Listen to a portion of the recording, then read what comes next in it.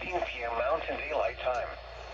At 6:30 p.m. Mountain Daylight Time, a severe thunderstorm was located over Utah Test and Training Range South, or 31 miles southeast of Wendover, moving east at 30 miles per hour. Hazard, 60 miles per hour wind gusts and quarter-size hail. Source, radar indicated. Impact, hail damage to vehicles is expected. Expect wind damage to roofs, siding, and trees. Locations impacted include Utah Test and Training Range South.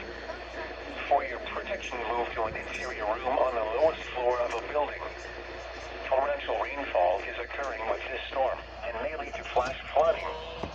Do not drive your vehicle through flooded roadways. Repeating, a severe thunderstorm warning has been issued until 7